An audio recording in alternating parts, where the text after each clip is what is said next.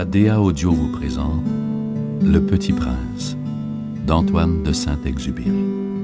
À la narration, René Gagnon.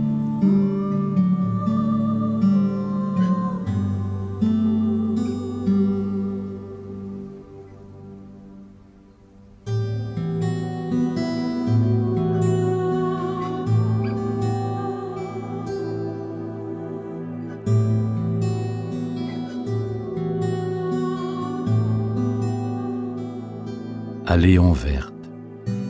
Je demande pardon aux enfants d'avoir dédié ce livre à une grande personne. J'ai une excuse sérieuse, cette grande personne est le meilleur ami que j'ai au monde. J'ai une autre excuse. Cette grande personne peut tout comprendre, même les livres pour enfants. J'ai une troisième excuse. Cette grande personne habite la France, où elle a faim et froid. Elle a bien besoin d'être consolée. Si toutes ces excuses ne suffisent pas, je veux bien dédier ce livre à l'enfant qu'a été autrefois cette grande personne. Toutes les grandes personnes ont d'abord été des enfants, mais peu d'entre elles s'en souviennent. Je corrige donc ma dédicace à Léon Verte quand il était petit garçon.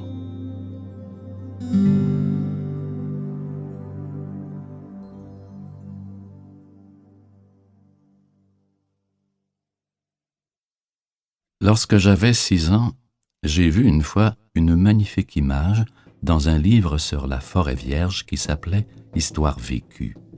Ça représentait un serpent boa qui avalait un fauve. On disait dans le livre « Les serpents boa avalent leur proie tout entière sans la mâcher. Ensuite, ils ne peuvent plus bouger et ils dorment pendant les 6 mois de leur digestion. » J'ai alors beaucoup réfléchi sur les aventures de la jungle et à mon tour j'ai réussi avec un crayon de couleur à tracer mon premier dessin. J'ai montré mon chef-d'œuvre aux grandes personnes et je leur ai demandé si mon dessin leur faisait peur. Elles m'ont répondu « Pourquoi un chapeau ferait-il peur ?»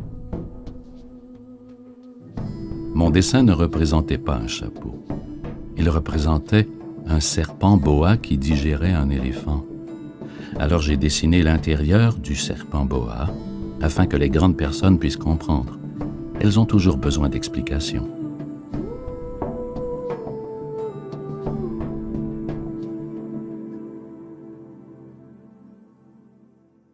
Les grandes personnes m'ont conseillé de laisser de côté les dessins de serpents boa ouverts ou fermés et de m'intéresser plutôt à la géographie, à l'histoire, au calcul et à la grammaire. C'est ainsi que j'ai abandonné, à l'âge de 6 ans, une magnifique carrière de peintre. J'avais été découragé par l'insuccès de mes dessins. Les grandes personnes ne comprennent jamais rien toutes seules, et c'est fatigant pour les enfants de toujours leur donner des explications. J'ai donc choisi un autre métier, et j'ai appris à piloter des avions. J'ai volé un peu partout dans le monde, et la géographie, c'est exact, m'a beaucoup servi. Je savais reconnaître du premier coup d'œil la Chine de l'Arizona. C'est très utile si l'on est égaré pendant la nuit. J'ai ainsi eu, au cours de ma vie, des tas de contacts avec des tas de gens sérieux. J'ai beaucoup vécu chez les grandes personnes. Je les ai vus de très près. Ça n'a pas trop amélioré mon opinion. Quand j'en rencontrais une qui me paraissait un peu lucide, je faisais l'expérience sur elle de mon premier dessin que j'ai toujours conservé. Je voulais savoir si elle était vraiment compréhensive. Mais toujours elle me répondait « C'est un chapeau ?» Alors je ne lui parlais ni de serpent boa, ni de forêt vierge, ni d'étoiles. Je me mettais à sa portée. Je lui parlais de bridge, de golf, de politique et de cravate. Et la grande personne était bien contente de connaître un homme aussi raisonnable. J'ai ainsi vécu seul, sans personne avec qui parler véritablement, jusqu'à une panne dans le désert du Sahara il y a 6 ans. Quelque chose s'est cassé dans mon moteur, et comme je n'avais avec moi ni mécanicien ni passager, je me préparais à essayer de réussir tout seul une réparation difficile. C'était pour moi une question de vie ou de mort. J'avais à peine de l'eau à boire pour 8 jours.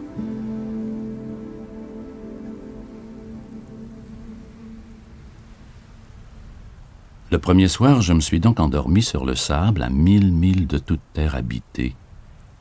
J'étais bien plus isolé qu'un naufragé sur un radeau au milieu de l'océan. Alors imaginez ma surprise au lever du jour, quand une drôle de petite voix m'a réveillé. Elle disait « S'il vous plaît, dessine-moi un mouton. » Hein? Dessine-moi un mouton. J'ai sauté sur mes pieds, comme si j'avais été frappé par la foudre. J'ai bien frotté mes yeux, j'ai bien regardé, et j'ai vu un petit bonhomme tout à fait extraordinaire qui me considérait gravement. Plus tard, j'ai réussi à faire de lui un portrait, mais mon dessin, bien sûr, est beaucoup moins ravissant que le modèle. Ce n'est pas ma faute. J'ai été découragé dans ma carrière de peintre par les grandes personnes à l'âge de 6 ans, et je n'avais rien appris à dessiner, sauf les boas fermés et les boas ouverts. Je regardais donc cette apparition avec des yeux tout ronds d'étonnement. N'oubliez pas que je me trouvais à 1000 milles de toute région habitée. Or, mon petit bonhomme ne me semblait ni égaré, ni mort de fatigue, ni mort de faim, ni mort de soif, ni mort de peur. Il n'avait en rien l'apparence d'un enfant perdu au milieu du désert, à 1000 milles de toute région habitée. Quand je réussis enfin à parler, je lui dis « Mais qu'est-ce que tu fais là ?» Et il me répéta alors tout doucement, comme une chose très sérieuse « S'il vous plaît, dessine-moi un mouton. » Quand le mystère est trop impressionnant, on n'ose pas désobéir. Aussi absurde que cela me sembla à 1000 milles de tous les endroits habités et en danger de mort, je sortis de ma poche une feuille de papier et un stylographe.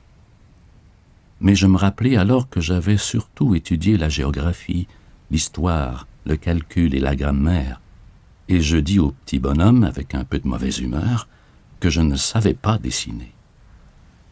Il me répondit « Ça ne fait rien, dessine-moi un mouton. » Comme je n'avais jamais dessiné un mouton, je refis pour lui l'un des 2 seuls dessins dont j'étais capable, celui du boa fermé. Et je fus stupéfait d'entendre le petit bonhomme me répondre « Non, non, je ne veux pas d'un éléphant dans un boa. Un boa, c'est très dangereux et un éléphant, c'est très encombrant. Chez moi, c'est tout petit. J'ai besoin d'un mouton. Dessine-moi un mouton. » Alors j'ai dessiné un mouton. Il regarda attentivement, puis « Non, celui-là est déjà très malade. Fais-en un autre. » J'en dessinai un autre. Mon ami sourit gentiment, avec indulgence. « Tu vois bien, ce n'est pas un mouton, c'est un bélier. Il a des cornes. » Je refis donc encore mon dessin. Mais il fut refusé, comme les précédents. « Celui-là est trop vieux. Je veux un mouton qui vive longtemps. » Alors, faute de patience, comme j'avais hâte de commencer le démontage de mon moteur, je griffonnai une caisse. Et je lançai « Ça, c'est la caisse, le mouton que tu veux est dedans. » Mais je fus bien surpris de voir s'illuminer le visage de mon jeune juge.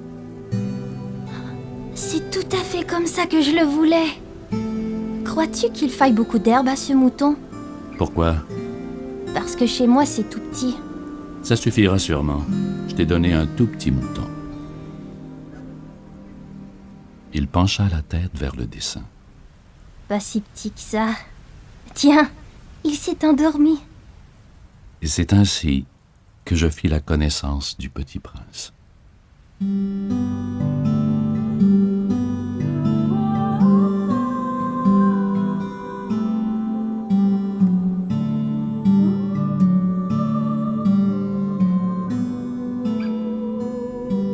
Il me fallut longtemps pour comprendre d'où il venait. Le petit prince, qui me posait beaucoup de questions, ne semblait jamais entendre les miennes. Ce sont des mots prononcés par hasard qui, peu à peu, m'ont tout révélé. Ainsi, quand il aperçut pour la première fois mon avion, il me demanda « Qu'est-ce que c'est que cette chose-là ?»« Ce n'est pas une chose, ça vole. C'est un avion, c'est mon avion. » Et j'étais fier de lui apprendre que je volais. Alors il s'écria « Comment? Tu es tombé du ciel ?» ?»« Oui. » Ça, c'est drôle. Et le petit prince eut un très joli éclat de rire qui m'irrita beaucoup. Je désire que l'on prenne mes malheurs au sérieux. Puis il ajouta « Alors toi aussi tu viens du ciel. De quelle planète es-tu » J'entrevis aussitôt une lueur dans le mystère de sa présence. Et j'interrogeai brusquement « Tu viens donc d'une autre planète ?» Mais il ne me répondit pas. Il hochait la tête doucement tout en regardant mon avion. « C'est vrai que là-dessus, tu ne peux pas venir de bien loin. » Et il s'enfonça dans une rêverie qui dura longtemps. Puis sortant mon mouton de sa poche, il se plongea dans la contemplation de son trésor. Vous imaginez combien j'avais pu être intrigué par cette demi-confidence sur les autres planètes. Je m'efforçai donc d'en savoir plus long. D'où viens-tu, mon petit bonhomme? Où est-ce chez toi? Où veux-tu emporter mon mouton?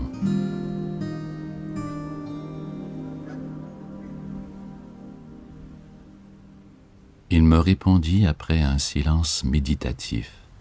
« Ce qui est bien avec la caisse que tu m'as donnée, c'est que la nuit, ça lui servira de maison. » Bien sûr. Et si tu es gentil, je te donnerai aussi une corde pour l'attacher pendant le jour, et un piquet. La proposition parut choquer le petit prince. « L'attacher? Quelle drôle d'idée !»« Mais si tu ne l'attaches pas, il ira n'importe où et il se perdra. » Mais où veux-tu qu'il aille? N'importe où, droit devant lui. Alors le petit prince remarqua gravement. Ça ne fait rien. C'est tellement petit chez moi. Droit devant soi, on ne peut pas aller bien loin.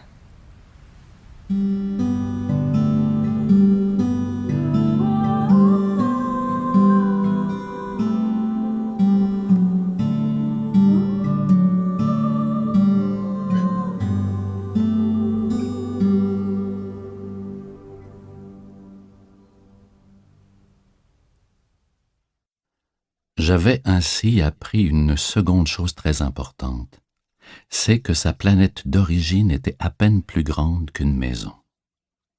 Ça ne pouvait pas m'étonner beaucoup. Je savais bien qu'en dehors des grosses planètes comme la Terre, Jupiter, Mars, Vénus, auxquelles on a donné des noms, il y en a des centaines d'autres qui sont quelquefois si petites qu'on a beaucoup de mal à les apercevoir au télescope. Quand un astronome découvre l'une d'elles, il lui donne pour nom un numéro. Il l'appelle par exemple l'astéroïde 3251. J'ai de sérieuses raisons de croire que la planète d'où venait le petit prince est l'astéroïde B612. Cet astéroïde n'a été aperçu qu'une fois au télescope en 1909 par un astronome turc. Il avait fait alors une grande démonstration de sa découverte à un congrès international d'astronomie. Mais personne ne l'avait cru à cause de son costume. Les grandes personnes sont comme ça. Heureusement pour la réputation de l'astéroïde B612, un dictateur turc imposa à son peuple sous peine de mort de s'habiller à l'européenne.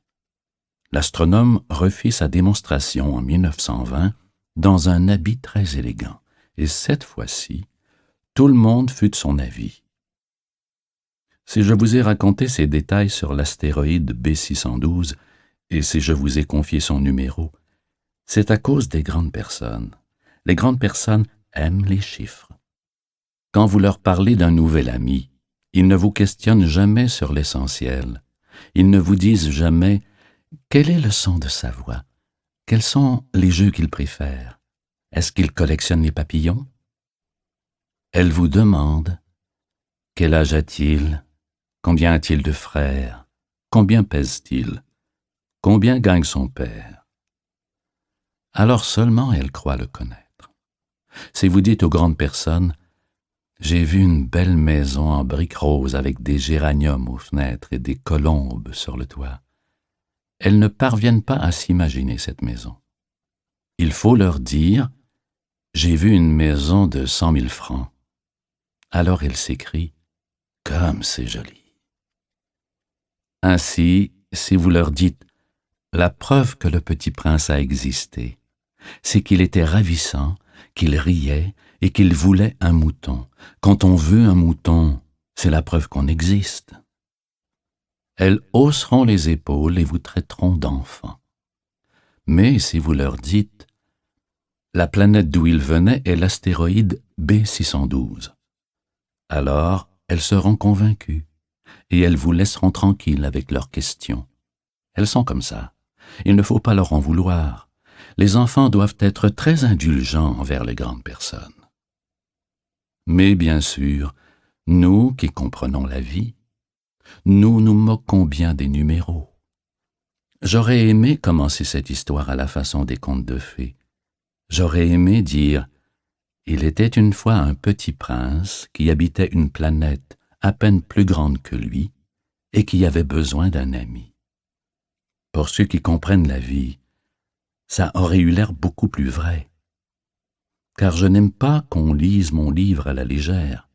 J'éprouve tant de chagrin à raconter ces souvenirs. Il y a 6 ans déjà que mon ami s'en est allé avec son mouton. Si j'essaie ici de le décrire, c'est afin de ne pas l'oublier. C'est triste d'oublier un ami. Tout le monde n'a pas eu un ami. Et je puis devenir comme les grandes personnes qui ne s'intéressent plus qu'aux chiffres. C'est donc pour ça encore que j'ai acheté une boîte de couleurs et des crayons. C'est dur de se remettre au dessin à mon âge, quand on n'a jamais fait d'autres tentatives que celle d'un boa fermé et celle d'un boa ouvert à l'âge de 6 ans. J'essaierai bien sûr de faire des portraits le plus ressemblants possible, mais je ne suis pas tout à fait certain de réussir. Un dessin va, et l'autre ne ressemble plus. Je me trompe un peu aussi sur la taille. Ici, le petit prince est trop grand, là, il est trop petit. J'hésite aussi sur la couleur de son costume. Alors je tâtonne comme ci et comme ça, tant bien que mal. Je me tromperai enfin sur certains détails plus importants, mais ça, il faudra me le pardonner. Mon ami ne donnait jamais d'explication. Il me croyait peut-être semblable à lui. Mais moi, malheureusement, je ne sais pas voir les moutons à travers les caisses. Je suis peut-être un peu comme les grandes personnes. J'ai dû vieillir.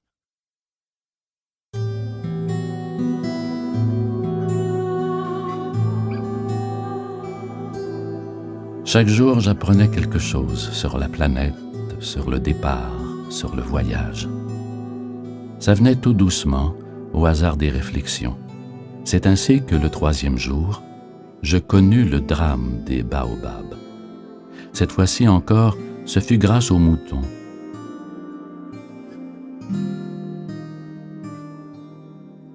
Car brusquement, le petit prince m'interrogea comme pris d'un doute grave. C'est bien vrai, n'est-ce pas, que les moutons mangent les arbustes? Oui, c'est vrai. Ah, je suis content. Je ne compris pas pourquoi il était si important que les moutons mangeassent les arbustes. Mais le petit prince ajouta, « Par conséquent, ils mangent aussi les baobabs? » Je fis remarquer au petit prince que les baobabs ne sont pas des arbustes, mais des arbres grands comme des églises, et que si même il emportait avec lui tout un troupeau d'éléphants, ce troupeau ne viendrait pas à bout d'un seul baobab. L'idée du troupeau d'éléphants fit rire le petit prince. Il faudrait les mettre les uns sur les autres. Mais il remarqua avec sagesse. Les baobabs, avant de grandir, ça commence par être petit. C'est exact. Mais pourquoi veux-tu que tes moutons mangent les petits baobabs? Il me répondit. Voyons. Comme s'il s'agissait là d'une évidence. Et il me fallut un grand effort d'intelligence pour comprendre à moi seul ce problème. Et en effet, sur la planète du Petit Prince, il y avait, comme sur toutes les planètes, des bonnes herbes et de mauvaises herbes. Par conséquent, les bonnes graines de bonnes herbes et de mauvaises graines de mauvaises herbes. Mais les graines sont invisibles. Elles dorment dans le secret de la terre jusqu'à ce qu'il prenne fantaisie à l'une d'elles de se réveiller. Alors, elles s'étirent et poussent d'abord timidement vers le soleil une ravissante petite brindille inoffensive. S'il s'agit d'une brindille de radis ou de rosier, on peut la laisser pousser comme elle veut. Mais s'il s'agit d'une mauvaise herbe, il faut arracher la plante aussitôt, dès qu'on a su la reconnaître. Or, il y avait des graines terribles sur la planète du Petit Prince. C'étaient les graines de baobab. Le sol de la planète en était infesté. Or, un baobab, si l'on s'y prend trop tard, on ne peut jamais plus s'en débarrasser. Il encombre toute la planète. Il la perfore avec ses racines. Et si la planète est trop petite, et si les baobabs sont trop nombreux, ils la font éclater. C'est une question de discipline. Quand on a terminé sa toilette du matin, il faut faire soigneusement la toilette de la planète. Il faut s'astreindre régulièrement à arracher les baobabs dès qu'on les distingue d'avec les rosiers, auxquels ils ressemblent beaucoup quand ils sont très jeunes. C'est un travail très ennuyeux, mais très facile. Et un jour, il me conseilla de m'appliquer à réussir un beau dessin pour bien faire entrer ça dans la tête des enfants de chez moi. S'ils voyagent un jour, ça pourra leur servir. Il est quelquefois sans inconvénient de remettre à plus tard son travail. Mais s'il s'agit des baobabs, c'est toujours une catastrophe. J'ai connu une planète habitée par un paresseux. Il avait négligé 3 arbustes. Et sur les indications du Petit Prince, j'ai dessiné une planète envahie par les baobabs. Je n'aime guère prendre le ton d'un moraliste, mais le danger des baobabs est si peu connu et les risques courus par celui qui s'égarait dans un astéroïde sont si considérables que pour une fois, j'ai fait exception à ma réserve. J'ai dit « Enfants, faites attention aux baobabs. » C'est pour avertir mes amis d'un danger qu'ils frôlaient depuis longtemps, comme moi-même, sans le connaître, que j'ai tant travaillé ce dessin-là. La leçon que je donnais en valait la peine. Vous vous demandez peut-être « Pourquoi n'avez-vous pas fait d'autres dessins aussi grandioses que le dessin des baobabs ?» La réponse est bien simple. J'ai essayé, mais je n'ai pas réussi. Quand j'ai dessiné les baobabs, j'ai été animé par le sentiment de l'urgence.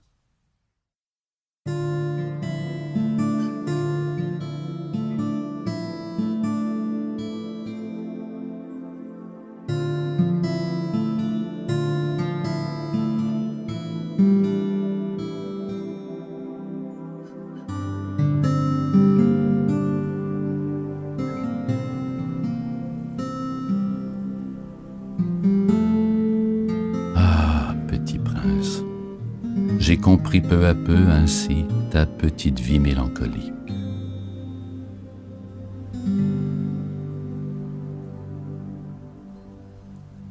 Tu n'avais eu longtemps pour distraction que la douceur des couchers de soleil. J'ai appris ce détail nouveau le 4e jour au matin, quand tu m'as dit « J'aime bien les couchers de soleil. Allons voir un coucher de soleil. » Mais il faut attendre. Attendre quoi? Attendre que le soleil se couche. Tu as eu l'air très surpris d'abord, et puis tu as ri de toi-même, et tu m'as dit « Je me crois toujours chez moi. » En effet, quand il est midi aux États-Unis, le soleil, tout le monde le sait, se couche sur la France. Il suffirait de pouvoir aller en France en 1 minute pour assister au coucher de soleil. Malheureusement, la France est bien trop éloignée. Mais sur ta si petite planète, il te suffisait de tirer ta chaise de quelques pas, et tu regardais le crépuscule chaque fois que tu le désirais.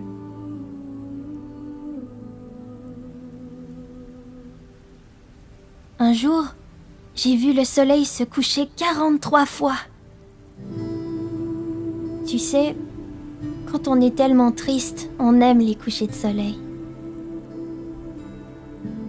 Le jour des 43 fois, tu étais donc tellement triste?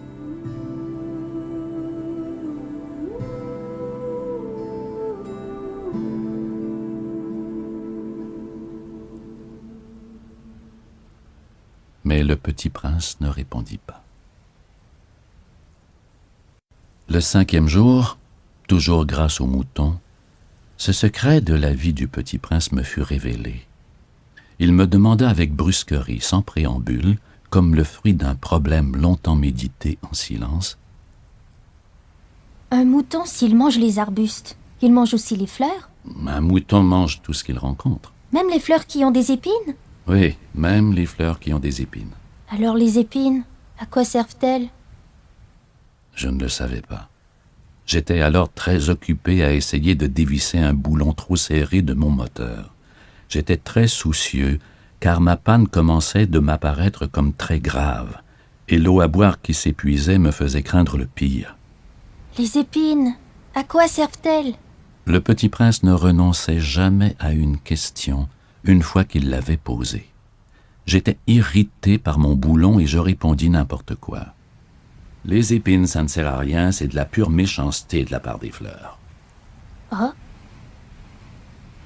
Mais après un silence, il me lança avec une sorte de rancune. je ne te crois pas. Les fleurs sont faibles, elles sont naïves, elles se rassurent comme elles peuvent, elles se croient terribles avec leurs épines. Je ne répondis rien. À cet instant-là, je me disais, si ce boulon résiste encore, je le ferai sauter d'un coup de marteau. Le petit prince dérangea de nouveau mes réflexions. Et tu crois, toi, que les fleurs... Mais non, je ne crois rien. J'ai répondu n'importe quoi. Je m'occupe, moi, de choses sérieuses. Il me regarda, stupéfait. De choses sérieuses? Il me voyait, mon marteau à la main, et les doigts noirs de cambouis penchés sur un objet qui lui semblait très laid. Tu parles comme les grandes personnes. Ça me fit un peu honte. Mais impitoyable, il ajouta. Tu confonds tout. Tu mélanges tout. Il était vraiment très irrité. Il secouait au vent ses cheveux tout dorés. Je connais une planète où il y a un monsieur cramoisi. Il n'a jamais respiré une fleur. Il n'a jamais regardé une étoile. Il n'a jamais aimé personne. Il n'a jamais rien fait d'autre que des additions. Et toute la journée, il répète comme toi.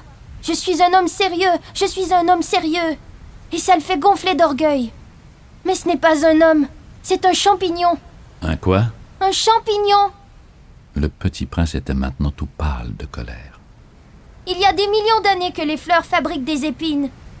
Il y a des millions d'années que les moutons mangent quand même les fleurs. Et ce n'est pas sérieux de chercher à comprendre pourquoi ils se donnent tant de mal pour se fabriquer des épines qui ne servent jamais à rien. Ce n'est pas important, la guerre des moutons et des fleurs. Et ce n'est pas plus sérieux et plus important que les additions d'un gros monsieur rouge. Et si je connais, moi, une fleur unique au monde, qui n'existe nulle part, sauf dans ma planète, et qu'un petit mouton peut anéantir d'un seul coup, comme ça, un matin, sans se rendre compte de ce qu'il fait, ce n'est pas important, ça? Il rougit, puis reprit. Si quelqu'un aime une fleur qui n'existe qu'à un exemplaire dans les millions et les millions d'étoiles, ça suffit pour qu'il soit heureux quand il les regarde. Il se dit, ma fleur est là quelque part. Mais si le mouton mange la fleur, c'est pour lui comme si, brusquement, toutes les étoiles s'éteignaient. Et ce n'est pas important, ça! Il ne put rien dire de plus. Il éclata brusquement en sanglots.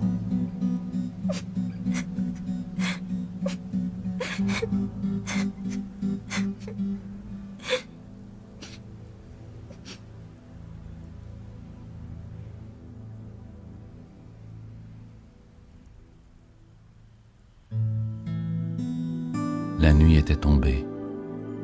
J'avais lâché mes outils. Je me moquais bien de mon marteau, de mon boulon, de la soif et de la mort. Il y avait, sur une étoile, une planète, la mienne, la Terre, et un petit prince à consoler. Je le pris dans mes bras, je le berçai. Je lui disais, « La fleur que tu aimes n'est pas en danger. Je lui dessinerai une muselière à ton mouton. Je te dessinerai une armure pour ta fleur. » Je ne savais plus trop quoi dire. Je me sentais très maladroit. Je ne savais comment l'atteindre ou le rejoindre. C'est tellement mystérieux, le pays des larmes.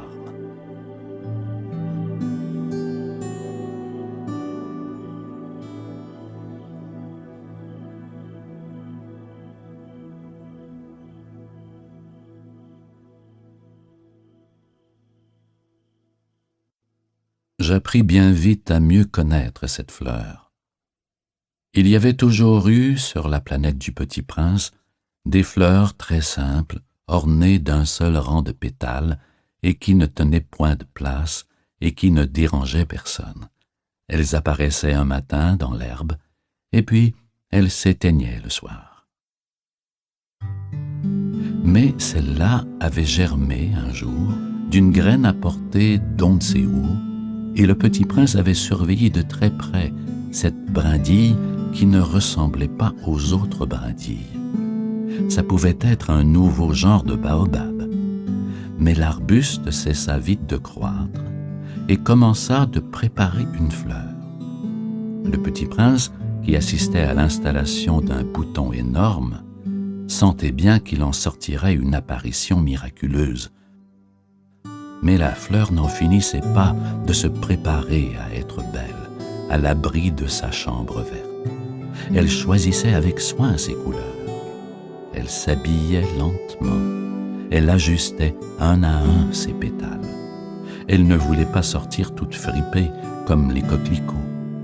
Elle ne voulait apparaître que dans le plein rayonnement de sa beauté. Eh oui, elle était très coquette. Sa toilette mystérieuse avait donc duré des jours et des jours. Et puis voici qu'un matin, justement à l'heure du lever du soleil, elle s'est montrée. Et elle, qui avait travaillé avec tant de précision, dit en bâillant, « Je me réveille à peine. Je vous demande pardon, je suis encore toute décoiffée. » Le Petit Prince alors ne put contenir son admiration. « Que vous êtes belle !» N'est-ce pas? Et je suis née en même temps que le soleil. Le Petit Prince devina bien qu'elle n'était pas trop modeste, mais elle était si émouvante. « C'est l'heure, je crois, du petit déjeuner.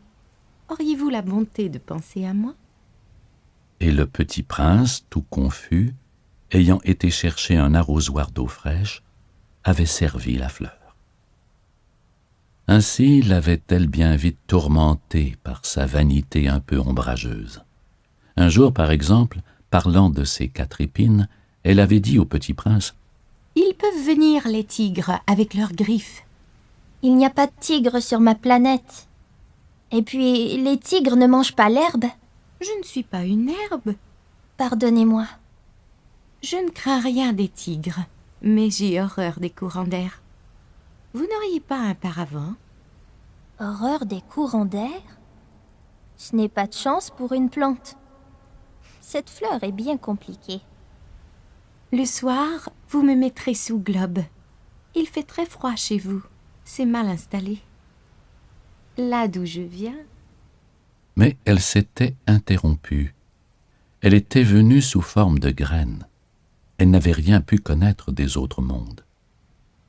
Humiliée de s'être laissée surprendre à préparer un mensonge aussi naïf, elle avait toussé 2 ou 3 fois pour mettre le Petit Prince dans son tort. « Ce paravent... » »« J'allais le chercher, mais vous me parliez. » Alors elle avait forcé sa toux pour lui infliger quand même des remords.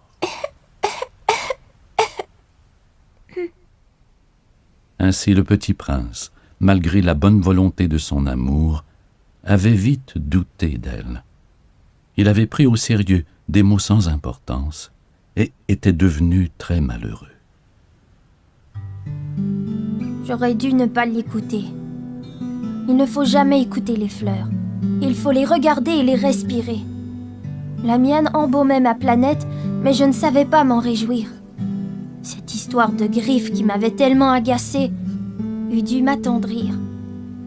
Je n'ai alors rien su comprendre. J'aurais dû la juger sur les actes et non sur les mots. Elle m'embaumait et m'éclairait.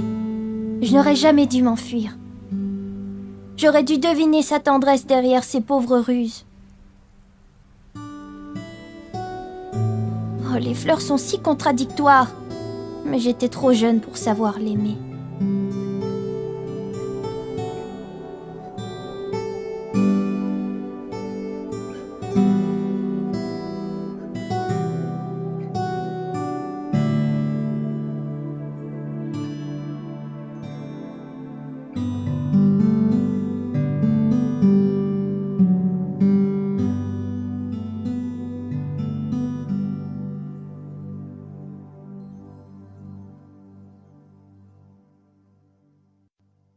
Je crois qu'il profita pour son évasion d'une migration d'oiseaux sauvages.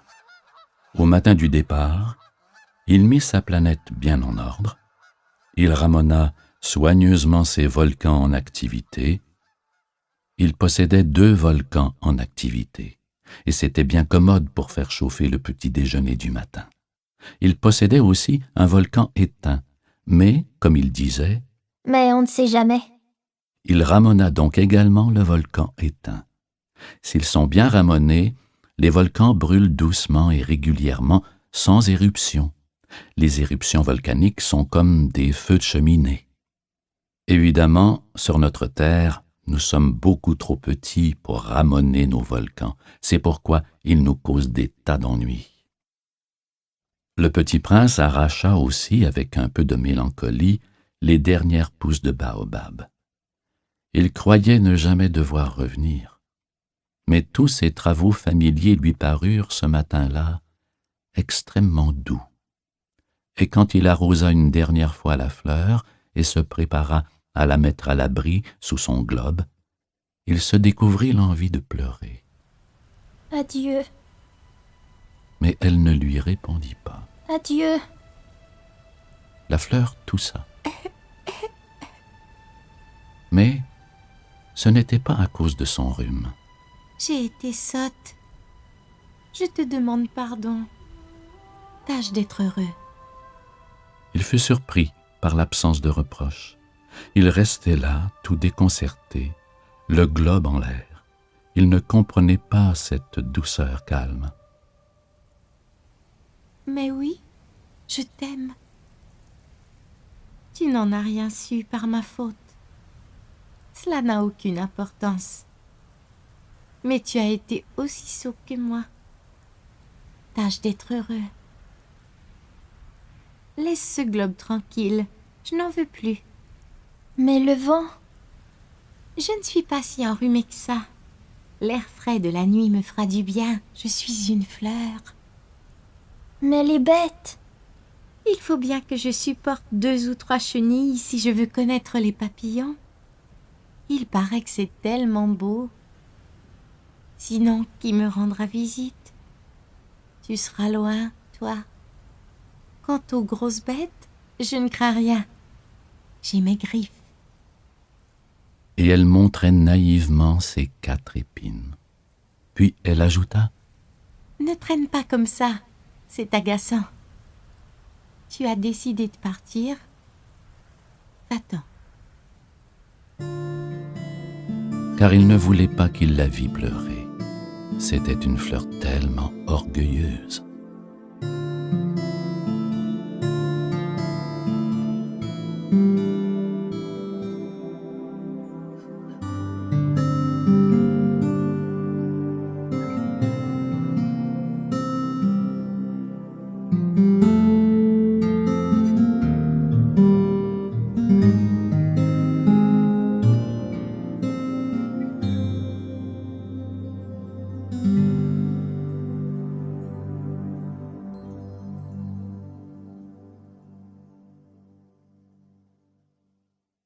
Il se trouvait dans la région des astéroïdes 325, 326, 327, 328, 329 et 330.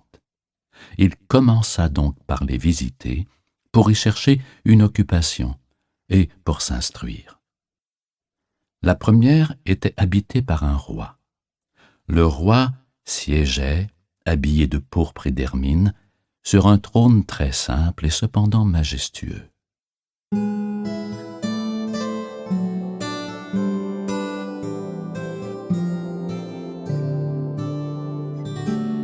Ah, voilà un sujet. S'écria le roi quand il aperçut le petit prince. Et le petit prince se demanda: Comment peut-il me reconnaître puisqu'il ne m'a encore jamais vu? Il ne savait pas que pour les rois, le monde est très simplifié. Tous les hommes sont des sujets. Approche-toi que je te vois mieux. Lui dit le roi qui était tout fier d'être roi pour quelqu'un. Le petit prince chercha des yeux où s'asseoir, mais la planète était tout encombrée par le magnifique manteau d'hermine. Il resta donc debout, et comme il était fatigué, il bâilla. Il est contraire à l'étiquette de bâiller en présence d'un roi. Je te l'interdis. Je ne peux pas m'en empêcher. J'ai fait un long voyage et je n'ai pas dormi. Alors je t'ordonne de bâiller. Je n'ai vu personne bâiller depuis des années. Les bâillements sont pour moi des curiosités. Allons, bâille encore. C'est un ordre. Ça m'intimide. Je ne peux plus. Alors, je t'ordonne tantôt de bâiller et tantôt de... Il bredouillait un peu et paraissait vexé, car le roi tenait essentiellement à ce que son autorité fût respectée. Il ne tolérait pas la désobéissance. C'était un monarque absolu. Mais comme il était très bon, il donnait des ordres raisonnables. Si j'ordonnais à un général de se changer en oiseau de mer, et si le général n'obéissait pas, ce ne serait pas la faute du général. Ce serait ma faute. Puis-je m'asseoir? Je t'ordonne de t'asseoir. Lui répondit le roi, qui ramena majestueusement un pan de son manteau d'hermine. Mais le petit prince s'étonnait. La planète était minuscule. Sur quoi le roi pouvait-il bien régner? Sire, je vous demande pardon de vous interroger. Je t'ordonne de m'interroger. Sire, sur quoi régnez-vous? Surtout. Surtout? Le roi, d'un geste discret, désigna sa planète, les autres planètes et les étoiles. Sur tout ça? Sur tout ça. Car non seulement c'était un monarque absolu, mais c'était un monarque universel. Et les étoiles vous obéissent? Bien sûr. Elles obéissent aussitôt. Je ne tolère pas l'indiscipline. Un tel pouvoir émerveilla le petit prince. S'il l'avait détenu lui-même, il aurait pu assister non pas à 44, mais à 72 ou même à 100 ou même à 200 couchers de soleil dans la même journée sans avoir jamais à tirer sa chaise. Et comme il se sentait un peu triste à cause du souvenir de sa petite planète abandonnée, il s'enhardit à solliciter une grâce du roi. Je voudrais voir un coucher de soleil. Faites-moi plaisir, ordonnez au soleil de se coucher. Si j'ordonnais à un général de voler d'une fleur à l'autre à la façon d'un papillon, ou d'écrire une tragédie, ou de se changer en oiseau de mer, et si le général n'exécutait pas l'ordre reçu, qui de lui ou de moi serait dans son tort? Ce serait vous. Exact. Il faut exiger de chacun ce que chacun peut donner. L'autorité repose d'abord sur la raison. Si tu ordonnes à ton peuple d'aller se jeter à la mer, il fera la révolution. J'ai le droit d'exiger l'obéissance parce que mes ordres sont raisonnables. Alors, mon coucher de soleil? Ton coucher de soleil, tu l'auras, je l'exigerai, mais j'attendrai, dans ma séance du gouvernement, que les conditions soient favorables. Quand ça sera-t-il? Le roi consulta d'abord un gros calendrier. Ce sera ce soir vers 7h40, et tu verras comme je suis bien obéi. Le petit prince bâilla. Oui. Il regrettait son coucher de soleil manqué. Et puis, il s'ennuyait déjà un peu. Je n'ai plus rien à faire ici. Je vais repartir. Ne pars pas, Répondit le roi, qui était si fier d'avoir un sujet. ne pars pas, je te fais ministre. Ministre de quoi? De la justice. Mais il n'y a personne à juger. On ne sait pas. Je n'ai pas encore fait le tour de mon royaume. Je suis très vieux, je n'ai pas de place pour un carrosse, et ça me fatigue de marcher. Mais j'ai déjà vu. Dit le petit prince qui se pencha pour jeter un coup d'œil de l'autre côté de la planète. Il n'y a personne là-bas non plus. Tu te jugeras donc toi-même. C'est le plus difficile. Il est bien plus difficile de se juger soi-même que de juger autrui. Si tu réussis à bien te juger, c'est que tu es un véritable sage. Moi, je puis me juger moi-même n'importe où. Je n'ai pas besoin d'habiter ici.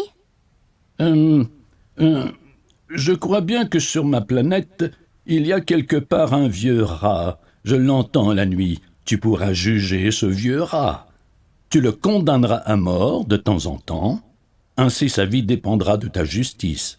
Mais tu le gracieras chaque fois pour l'économiser.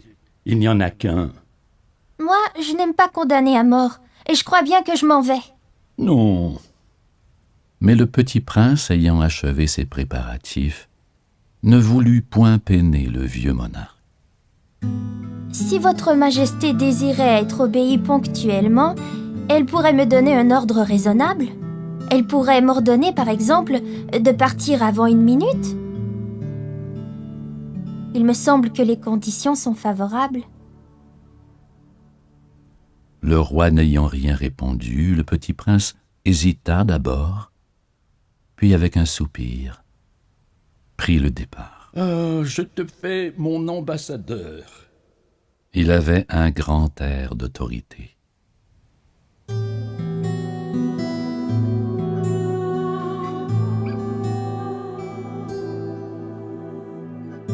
Les grandes personnes sont bien étranges.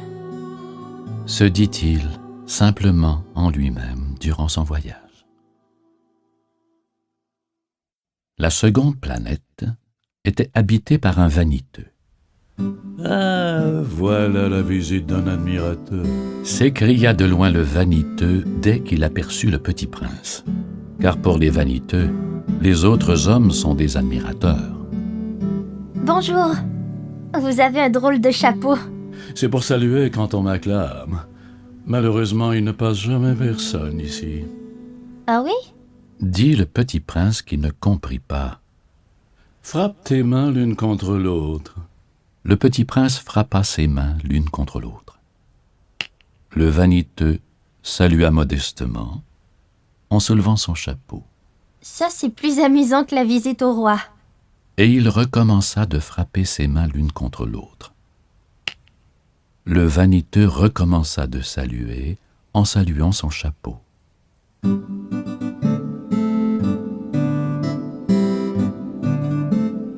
Après 5 minutes d'exercice, le petit prince se fatigua de la monotonie du jeu. Et pour que le chapeau tombe, que faut-il faire? Mais le vaniteux ne l'entendit pas.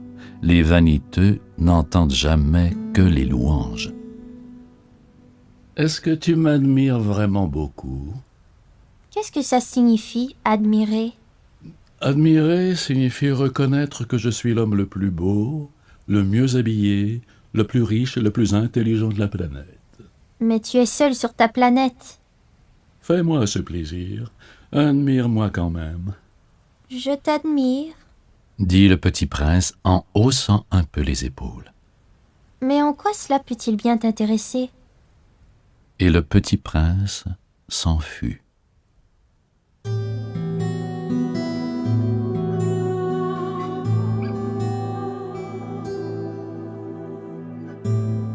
Les grandes personnes sont décidément bien bizarres. se dit-il simplement en lui-même durant son voyage.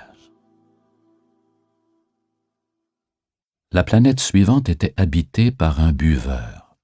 Cette visite fut très courte, mais elle plongea le petit prince dans une grande mélancolie. « Que fais-tu là ?» dit-il au buveur qu'il trouva installé en silence devant une collection de bouteilles vides et une collection de bouteilles pleines.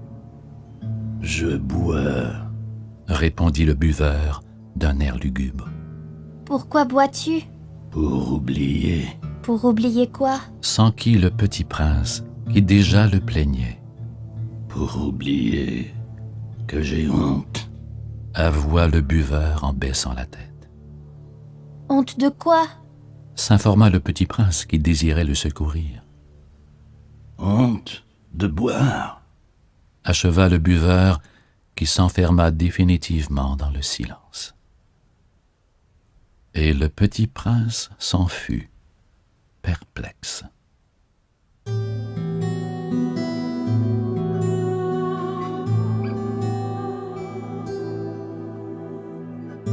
Les grandes personnes sont décidément très très bizarres.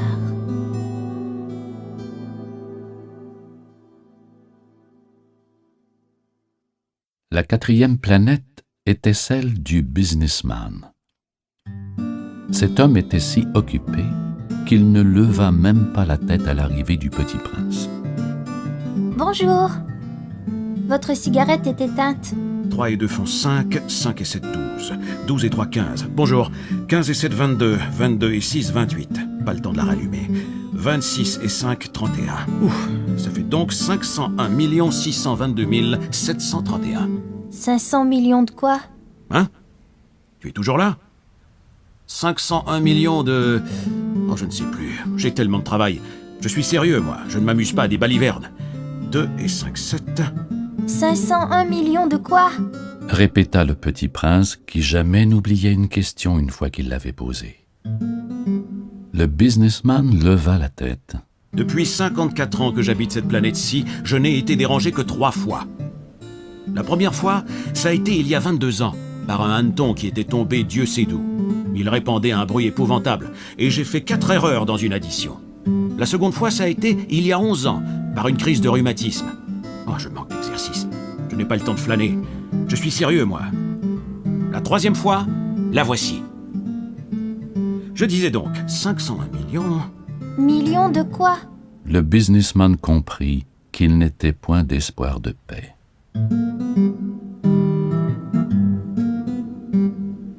Millions de ces petites choses que l'on voit quelquefois dans le ciel. Des mouches? Mais non, des petites choses qui brillent. Des abeilles? Mais non, des petites choses dorées qui font rêvasser les fainéants. Mais je suis sérieux, moi. Je n'ai pas le temps de rêvasser. Ah, des étoiles?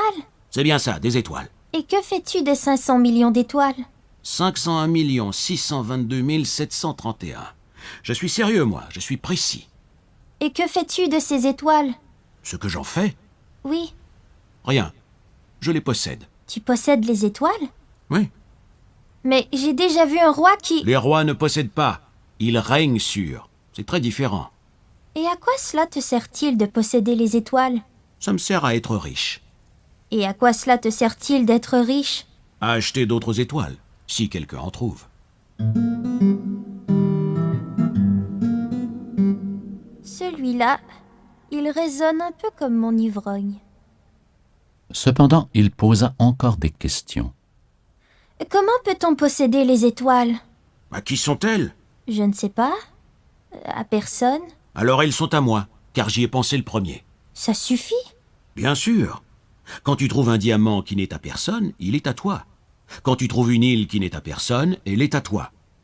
Quand tu as une idée le premier, tu l'as fait breveter, elle est à toi. Et moi, je possède les étoiles, puisque jamais personne avant moi n'a songé à les posséder. Ça, c'est vrai. Et qu'en fais-tu? Je les gère, je les compte et je les recompte. C'est difficile, mais je suis un homme sérieux. Le petit prince n'était pas satisfait encore. Moi, si je possède un foulard, je puis le mettre autour de mon cou et l'emporter. Moi, si je possède une fleur, je puis cueillir ma fleur et l'emporter. Mais tu ne peux pas cueillir les étoiles. Non, mais je puis les placer en banque. Qu'est-ce que ça veut dire? Ça veut dire que j'écris sur un petit papier le nombre de mes étoiles. Et puis j'enferme à clé ce papier-là dans un tiroir. Et c'est tout? Ça suffit.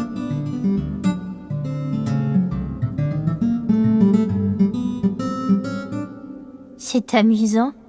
C'est assez poétique, mais ce n'est pas très sérieux. Le petit prince avait sur les choses sérieuses des idées très différentes des idées des grandes personnes. Moi, je possède une fleur que j'arrose tous les jours. Je possède 3 volcans que je ramone toutes les semaines, car je ramone aussi celui qui est éteint. On ne sait jamais. C'est utile à mes volcans et c'est utile à ma fleur que je les possède. Mais tu n'es pas utile aux étoiles. Le businessman ouvrit la bouche, mais ne trouva rien à répondre, et le petit prince s'en fut.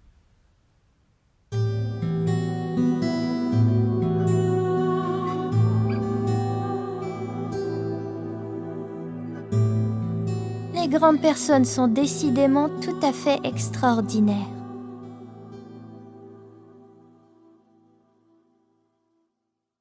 La 5e planète était très curieuse. C'était la plus petite de toutes. Il y avait là juste assez de place pour loger un réverbère et un allumeur de réverbère. Le petit prince ne parvenait pas à s'expliquer à quoi pouvait servir, quelque part dans le ciel, sur une planète sans maison ni population, un réverbère et un allumeur de réverbère. Cependant, il se dit en lui-même: Peut-être bien que cet homme est absurde. Cependant, il est moins absurde que le roi, que le vaniteux, que le businessman et que le buveur. Au moins son travail a-t-il un sens. Quand il allume son réverbère, c'est comme s'il faisait naître une étoile de pluie ou une fleur. Quand il éteint son réverbère, ça endort la fleur ou l'étoile. C'est une occupation très jolie. C'est véritablement utile puisque c'est joli. Lorsqu'il aborda la planète, il salua respectueusement l'allumeur. « Bonjour. Pourquoi viens-tu d'éteindre ton réverbère? C'est la consigne. Bonjour. Qu'est-ce que la consigne? C'est d'éteindre mon réverbère. Bonsoir. Et il le ralluma. Mais pourquoi viens-tu de le rallumer? C'est la consigne. Je ne comprends pas. Il n'y a rien à comprendre. La consigne, c'est la consigne. Bonjour. Et il éteignit son réverbère. Puis il s'épongea le front avec un mouchoir à carreaux rouges. Je fais là un métier terrible. C'était raisonnable autrefois. J'éteignais le matin et j'allumais le soir. J'avais le reste du jour pour me reposer et le reste de la nuit pour dormir. Et depuis cette époque, la consigne a changé? La consigne n'a pas changé. C'est bien là le drame. La planète d'année en année a tourné de plus en plus vite et la consigne n'a pas changé. Alors? Alors maintenant qu'elle fait un tour par minute, je n'ai plus une seconde de repos. J'allume et j'éteins une fois par minute. Ça, c'est drôle. Les jours chez toi durent 1 minute. Ce n'est pas drôle du tout. Ça fait déjà 1 mois que nous parlons ensemble. 1 mois? Oui, 30 minutes, 30 jours. Bonsoir. Et il ralluma son réverbère. Le petit prince le regarda, et il aima cet allumeur de réverbère qui était tellement fidèle à la consigne. Il se souvint des couchers de soleil que lui-même allait autrefois chercher en tirant sa chaise. Il voulut aider son ami. Tu sais, je connais un moyen de te reposer quand tu voudras. Je veux toujours. Car on peut être à la fois fidèle et paresseux. Le petit prince poursuivit. Ta planète est tellement petite que tu en fais le tour en 3 enjambées. Tu n'as qu'à marcher assez lentement pour rester toujours au soleil. Quand tu voudras te reposer, tu marcheras, et le jour durera aussi longtemps que tu voudras. Ça ne m'avance pas à grand-chose. Ce que j'aime dans la vie, c'est dormir. Ce n'est pas de chance. Ce n'est pas de chance. Bonjour. Et il éteignit son réverbère. celui-là serait méprisé par tous les autres, par le roi, par le vaniteux, par le buveur, par le businessman. Cependant, c'est le seul qui ne me paraisse pas ridicule. C'est peut-être parce qu'il s'occupe d'autre chose que de soi-même. Celui-là est le seul dont j'eusse pu faire mon ami. Mais sa planète est vraiment trop petite. Il n'y a pas de place pour deux.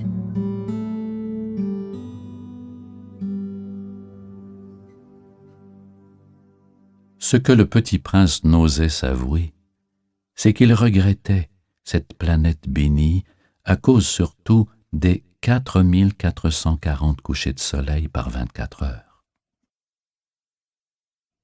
La 6e planète était une planète 10 fois plus vaste. Elle était habitée par un vieux monsieur qui écrivait d'énormes livres. Tiens, voilà un explorateur.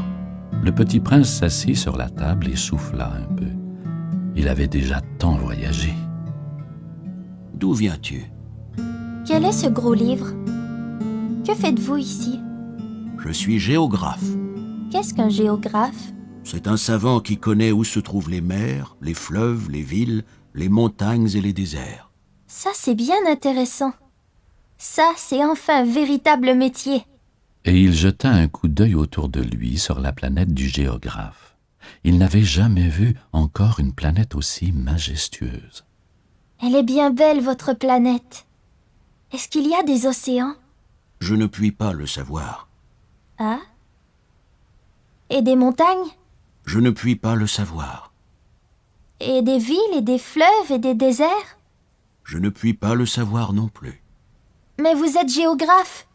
C'est exact. Mais je ne suis pas un explorateur. Je manque absolument d'explorateurs. Ce n'est pas le géographe qui va faire le compte des villes, des fleuves, des montagnes, des mers, des océans et des déserts. Le géographe est trop important pour flâner. Il ne quitte pas son bureau. Mais il y reçoit les explorateurs. Il les interroge et il prend en note leurs souvenirs. Et si les souvenirs de l'un d'entre eux lui paraissent intéressants, le géographe fait faire une enquête sur la moralité de l'explorateur. Pourquoi ça? Parce qu'un explorateur qui mentirait entraînerait des catastrophes dans les livres de géographie. Et aussi un explorateur qui boirait trop. Pourquoi ça?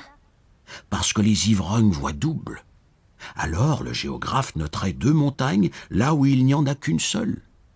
Je connais quelqu'un qui serait mauvais explorateur. C'est possible. Donc, quand la moralité de l'explorateur paraît bonne, on fait une enquête sur sa découverte. On va voir? Non, c'est trop compliqué.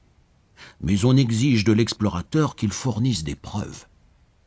S'il s'agit par exemple de la découverte d'une grosse montagne, on exige qu'il en rapporte de grosses pierres. Le géographe soudain s'émut. Mais toi, tu viens de loin. Tu es explorateur. Tu vas me décrire ta planète. Et le géographe, ayant ouvert son registre, tailla son crayon. On note d'abord au crayon les récits des explorateurs. On attend pour noter à l'encre que l'explorateur ait fourni des preuves.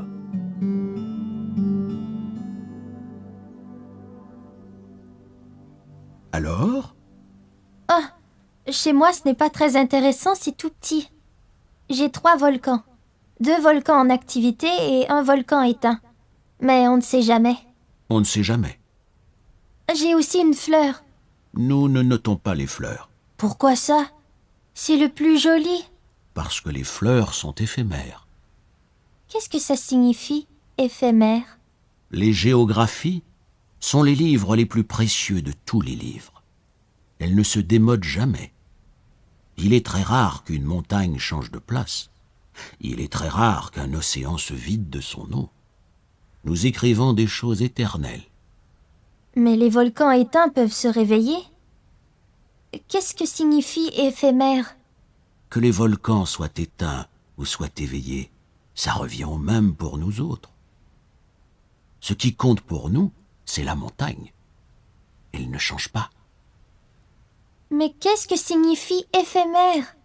répéta le petit prince qui, de sa vie, n'avait renoncé à une question une fois qu'il l'avait posée. Ça signifie qui est menacé de disparition prochaine. Ma fleur est menacée de disparition prochaine? Bien sûr. Ma fleur est éphémère. Et elle n'a que 4 épines pour se défendre contre le monde. Je l'ai laissée toute seule chez moi. Ce fut là son premier mouvement de regret. Mais il reprit courage. Que me conseillez-vous d'aller visiter? La planète Terre. Elle a une bonne réputation. Et le petit prince s'en fut, songeant à sa fleur.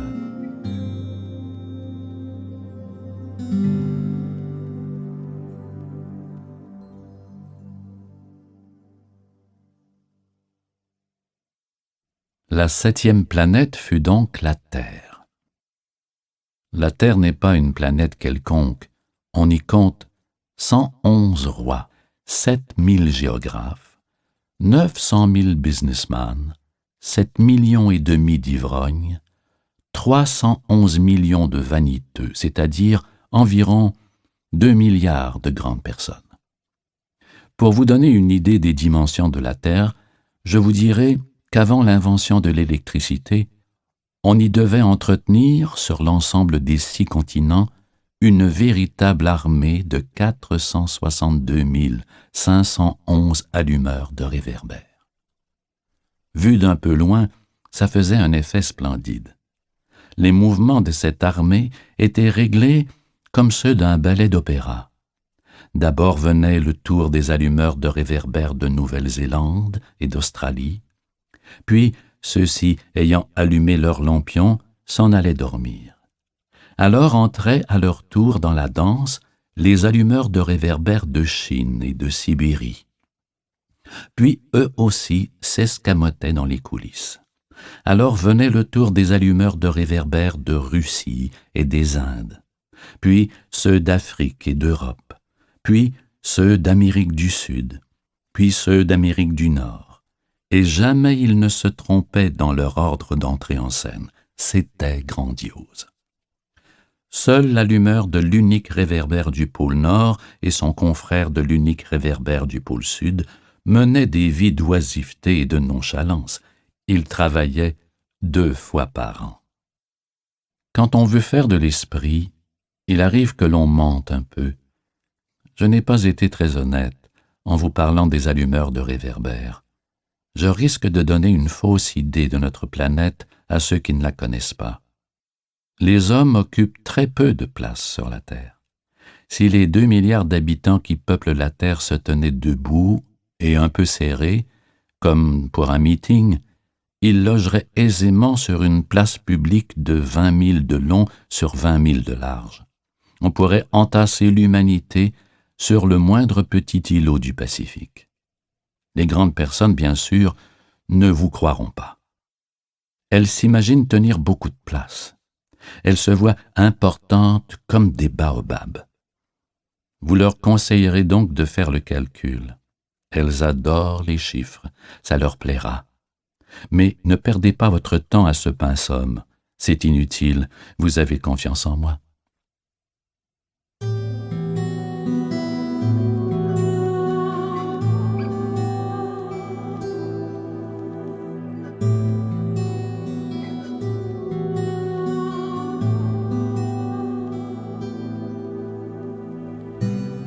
Le petit prince, une fois sur terre, fut donc bien surpris de ne voir personne. Il avait déjà peur de s'être trompé de planète, quand un anneau de couleur de lune remua dans le sable. Bonne nuit. Fit le petit prince à tout hasard. Bonne nuit.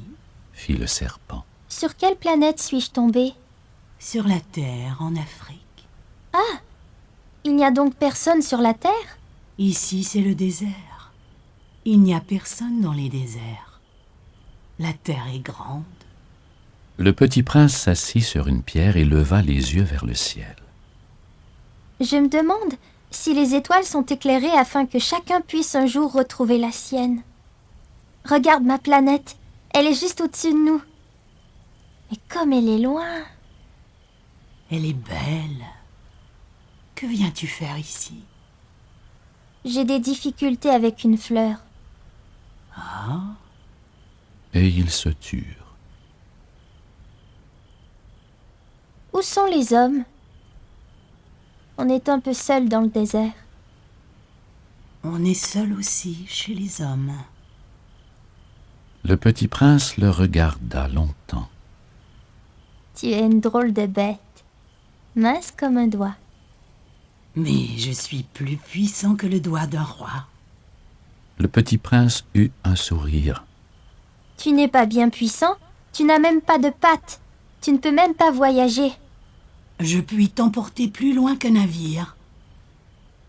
Il s'enroula autour de la cheville du petit prince comme un bracelet d'or. Celui que je touche, je le rends à la terre dont il est sorti. Mais tu es pur et tu viens d'une étoile. Le petit prince ne répondit rien. Tu me fais pitié, toi, si faible, sur cette terre de granit. Je puis t'aider un jour si tu regrettes trop ta planète. Je puis... Oh, j'ai très bien compris. Mais pourquoi parles-tu toujours par énigme? Je les résous toutes. Et ils se turent.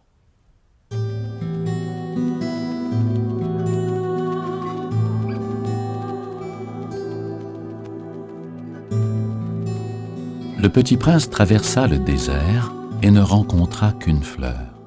Une fleur à 3 pétales, une fleur de rien du tout. Bonjour.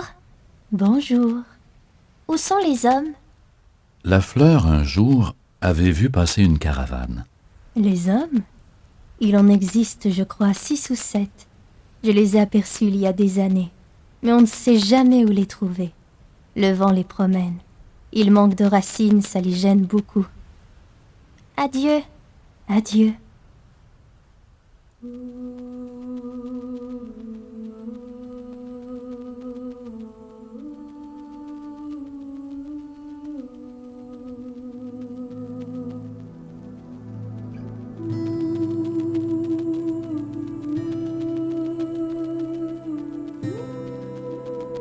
Le petit prince fit l'ascension d'une haute montagne.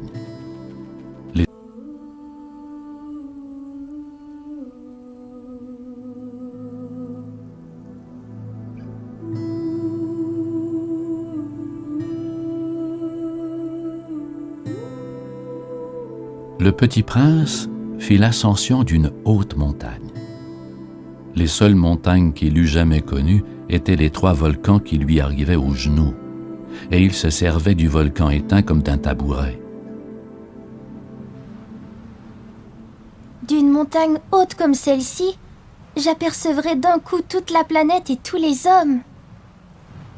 Mais il n'aperçut rien que des aiguilles de roc bien aiguisées. Bonjour. Bonjour. Bonjour. Bonjour. Bonjour. Qui êtes-vous? Qui êtes-vous? Qui êtes-vous? Qui êtes-vous? Qui êtes-vous? Soyez mes amis, je suis seule. Je suis seule. Je suis seule. Je suis seule. Je suis seule. Je suis seule. Quelle drôle de planète. Elle est toute sèche et toute pointue et toute salée. Et les hommes manquent d'imagination. Ils répètent ce qu'on leur dit. Chez moi, j'avais une fleur. Elle parlait toujours la première.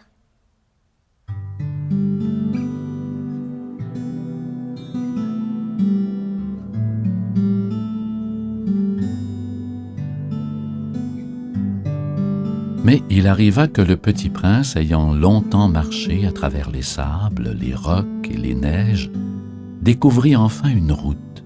Et les routes vont toutes chez les hommes. Bonjour. C'était un jardin fleuri de roses. Bonjour. Dirent les roses. Le petit prince les regarda. Elles ressemblaient toutes à sa fleur. Qui êtes-vous? Nous sommes des roses. Et il se sentit très malheureux.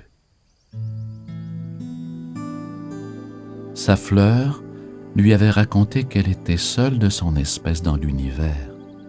Et voici qu'il en était 5000, toutes semblables, dans un seul jardin. Elle serait bien vexée si elle voyait ça. Elle tousserait énormément et ferait semblant de mourir pour échapper au ridicule. Et je serais bien obligée de faire semblant de la soigner car, sinon, pour m'humilier moi aussi, elle se laisserait vraiment mourir. Je me croyais riche d'une fleur unique et je ne possède qu'une rose ordinaire. Ça et mes 3 volcans qui m'arrivent aux genoux et dont l'un peut-être est éteint pour toujours. Ça ne fait pas de moi un bien grand prince. Couché dans l'herbe, il pleura.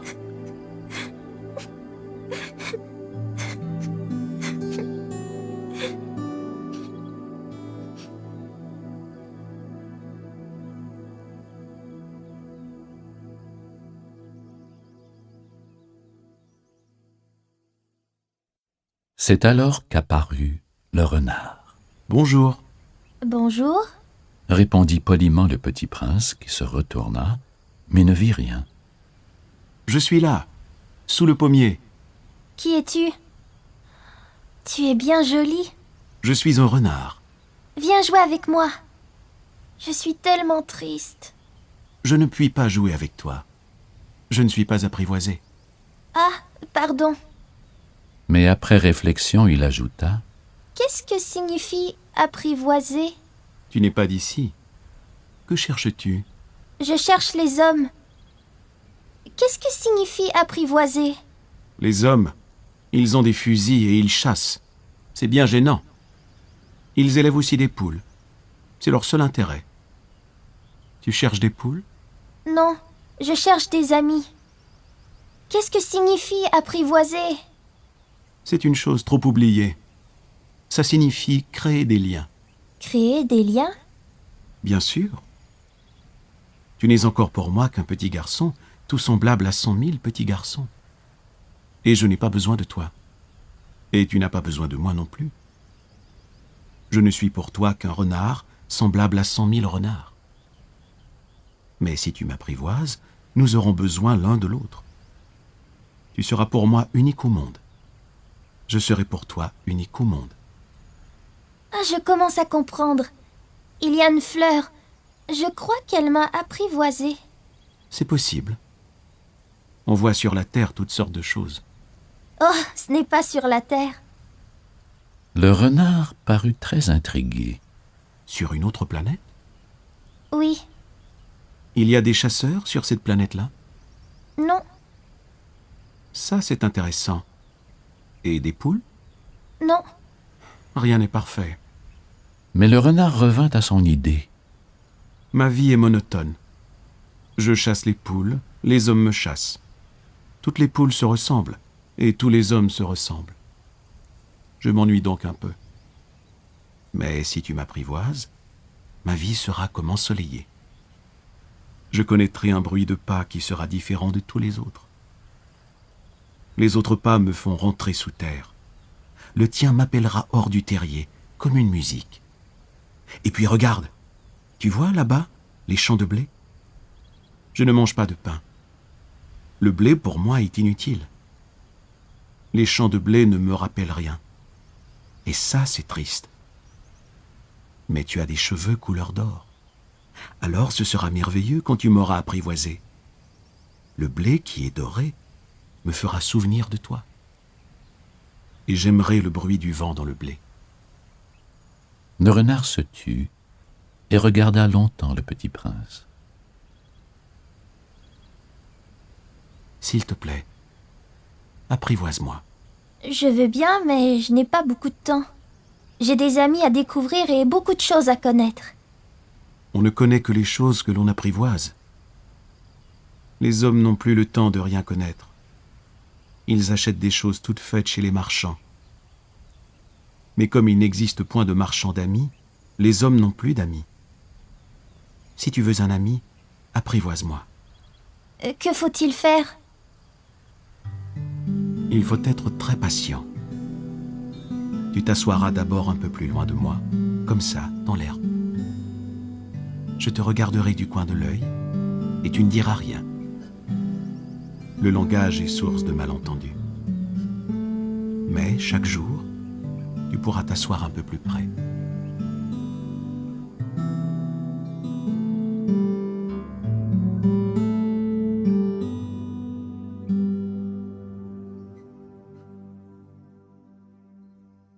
Le lendemain, revint le petit prince. Il eût mieux valu revenir à la même heure. Si tu viens, par exemple, à 4 heures de l'après-midi, dès 3 heures, je commencerai d'être heureux. Plus l'heure avancera, plus je me sentirai heureux. À 4 heures déjà, je m'agiterai et m'inquiéterai. Je découvrirai le prix du bonheur. Mais si tu viens n'importe quand, je ne saurai jamais à quelle heure m'habiller le cœur. Il faut des rites.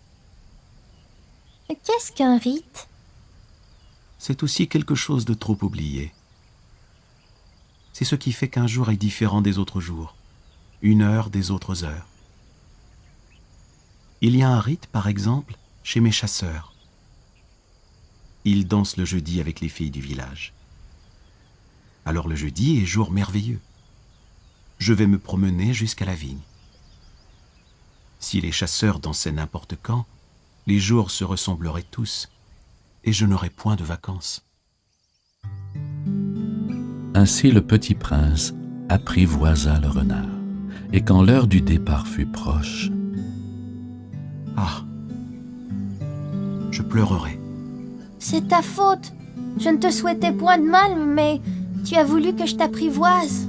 Bien sûr, Mais tu vas pleurer. bien sûr, Alors tu n'y gagnes rien. j'y gagne, à cause de la couleur du blé. Va revoir les roses.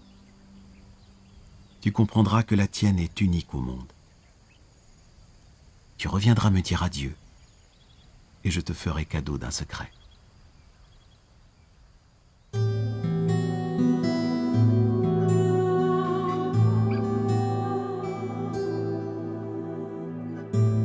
le petit prince s'en fut revoir les roses.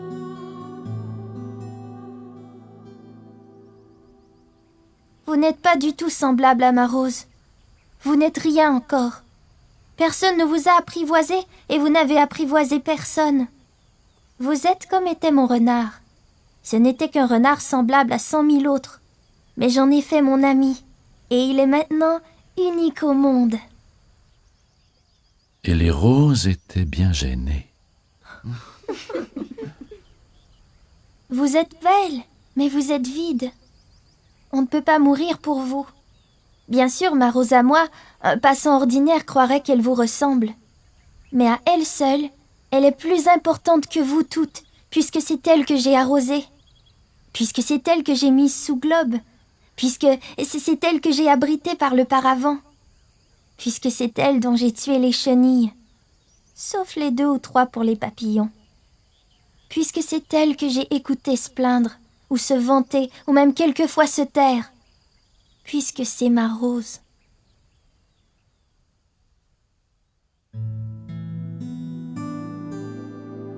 Et il revint vers le renard.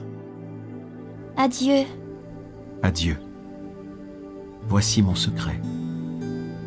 Il est très simple. On ne voit bien qu'avec le cœur. L'essentiel est invisible pour les yeux. L'essentiel est invisible pour les yeux. Répéta le petit prince afin de se souvenir. C'est le temps que tu as perdu pour ta rose qui fait ta rose si importante. C'est le temps que j'ai perdu pour ma rose. Fit le petit prince afin de se souvenir. Les hommes ont oublié cette vérité. Mais tu ne dois pas l'oublier. Tu deviens responsable pour toujours de ce que tu as apprivoisé. Tu es responsable de ta rose. Je suis responsable de ma rose. Répéta le petit prince afin de se souvenir.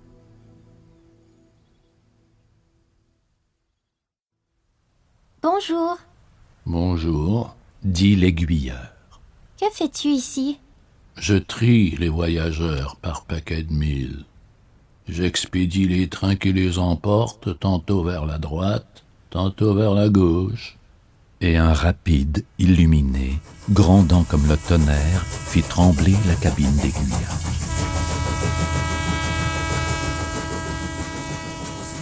Ils sont bien pressés? Que cherchent-ils? L'homme de la locomotive l'ignore lui-même. Et gronda en sens inverse un second rapide illuminé. Ils reviennent déjà? Ce ne sont pas les mêmes. C'est un échange. Ils n'étaient pas contents là où ils étaient? On n'est jamais content là où on est. Et gronda le tonnerre d'un troisième rapide illuminé.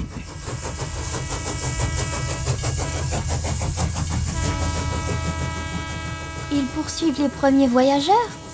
Ils ne poursuivent rien du tout. Ils dorment là-dedans ou bien ils bâillent. Les enfants seuls écrasent leur nez contre les vitres. Les enfants seuls savent ce qu'ils cherchent. Ils perdent du temps pour une poupée de chiffon et elle devient très importante. Et si on la leur enlève, ils pleurent. Ils ont de la chance.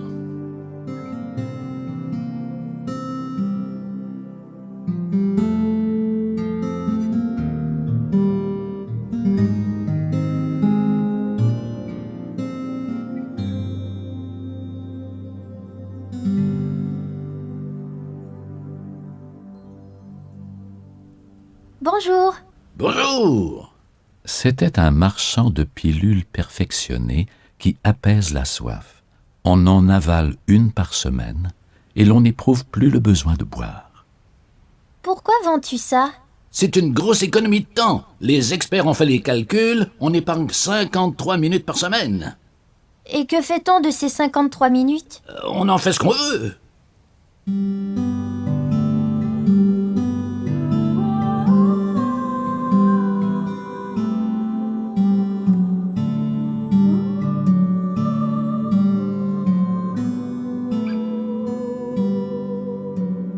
Moi, si j'avais 53 minutes à dépenser, je marcherais tout doucement vers une fontaine.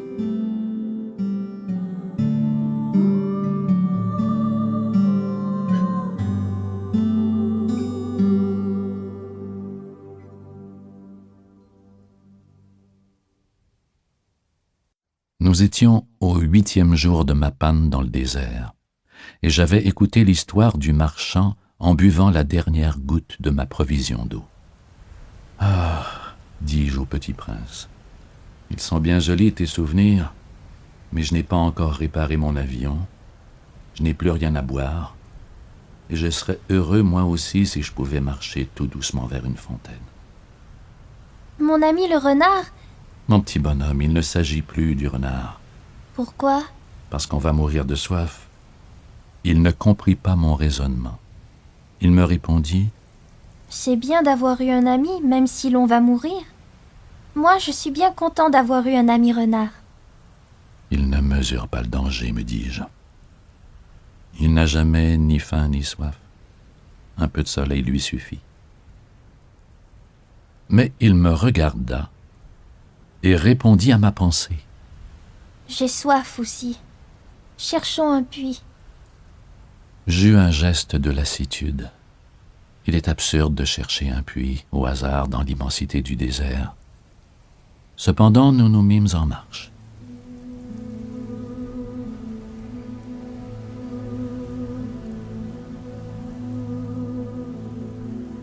Quand nous eûmes marché des heures en silence, la nuit tomba, et les étoiles commencèrent de s'éclairer. Je les apercevais comme en rêve, ayant un peu de fièvre à cause de ma soif. Les mots du petit prince dansaient dans ma mémoire. « Tu as donc soif, toi aussi ?» Mais il ne répondit pas à ma question. Il me dit simplement: L'eau peut aussi être bonne pour le cœur. Je ne compris pas sa réponse, mais je me tus. Je savais bien qu'il ne fallait pas l'interroger. Il était fatigué. Il s'assit. Je m'assis auprès de lui.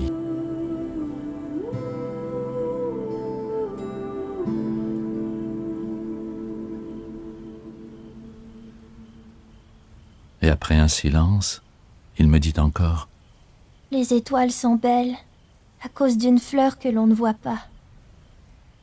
Bien sûr. Et je regardais sans parler les plis du sable sous la lune. Le désert est beau. Et c'était vrai. J'ai toujours aimé le désert. On s'assoit sur une dune de sable. On ne voit rien. On n'entend rien. Et cependant, quelque chose rayonne en silence. Ce qui embellit le désert, c'est qu'il cache un puits quelque part. Je fus surpris de comprendre soudain ce mystérieux rayonnement du sable. Lorsque j'étais petit garçon, j'habitais une maison ancienne et la légende racontait qu'un trésor y était enfoui. Bien sûr, jamais personne n'a su le découvrir, ni peut-être même ne l'a cherché. Mais il enchantait toute cette maison. Ma maison cachait un secret au fond de son cœur. Oui, qu'il s'agisse de la maison, des étoiles ou du désert, ce qui fait leur beauté est invisible. Je suis content que tu sois d'accord avec mon renard. Comme le petit prince s'endormait, je le pris dans mes bras et me remis en route. J'étais ému. Il me semblait porter un trésor fragile. Il me semblait même qu'il n'y eut rien de plus fragile sur la terre. Je regardais à la lumière de la lune ce front pâle, ses yeux clos, ses mèches de cheveux qui tremblaient au vent, et je me disais: ce que je vois là n'est qu'une écorce. Le plus important est invisible. Comme ses lèvres entr'ouvertes ébauchaient un demi-sourire, je me dis encore: ce qui m'émeut si fort de ce petit prince endormi, c'est sa fidélité pour une fleur. C'est l'image d'une rose qui rayonne en lui comme la flamme d'une lampe, même quand il dort. Et je le devinais plus fragile encore. Il faut bien protéger les lampes. Un coup de vent peut les éteindre.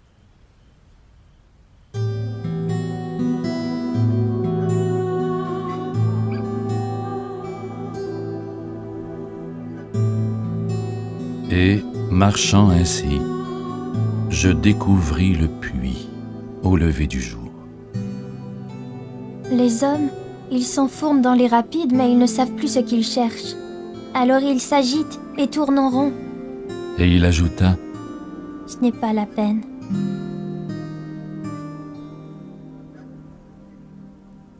le puits que nous avions atteint ne ressemblait pas aux autres puits sahariens.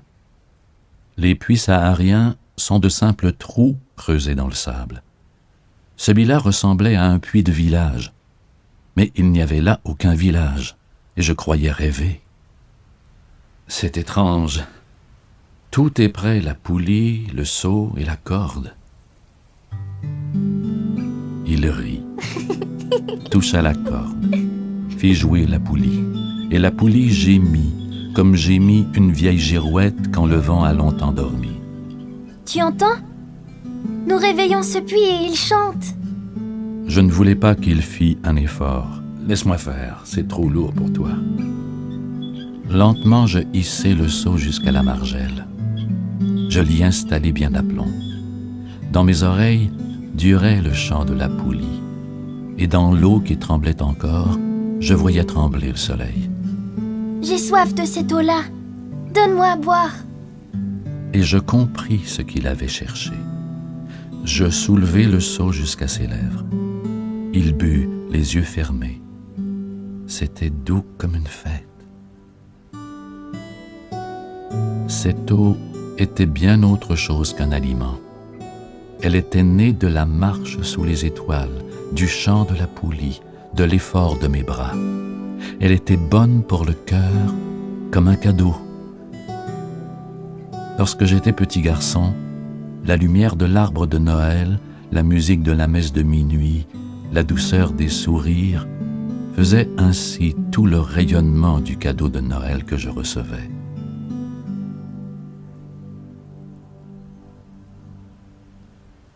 Les hommes de chez toi cultivent 5000 roses dans un même jardin, et ils n'y trouvent pas ce qu'ils cherchent. Ils ne le trouvent pas. Et cependant, ce qu'ils cherchent pourrait être trouvé dans une seule rose, ou un peu d'eau. Bien sûr. Et le petit prince ajouta, « Mais les yeux sont aveugles. Il faut chercher avec le cœur. » J'avais bu, je respirais bien.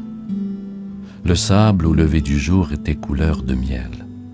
J'étais heureux aussi de cette couleur de miel. Pourquoi fallait-il que j'eusse de la peine? Il faut que tu tiennes ta promesse. Me dit doucement le petit prince qui de nouveau s'était assis auprès de moi. Quelle promesse? Tu sais, une muselière pour mon mouton. Je suis responsable de cette fleur. Je sortis de ma poche mes ébauches de dessin. Le petit prince les aperçut et dit en riant, « Tes baobabs, ils ressemblent un peu à des choux. » Ah. Moi qui étais si fier des baobabs. Ton renard, ses oreilles, elles ressemblent un peu à des cornes. Elles sont trop longues. Et il rit encore. Tu es injuste, petit bonhomme. Je ne savais rien dessiner que les boas fermés et les boas ouverts. Ça ira. Les enfants savent. Je crayonnai donc une muselière. Et j'eus le cœur serré en la lui donnant. Tu as des projets que j'ignore.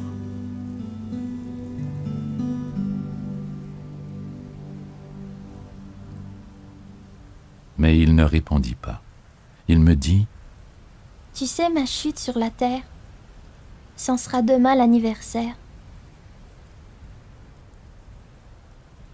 Puis, après un silence, il dit encore, « J'étais tombé tout près d'ici. » Et il rougit.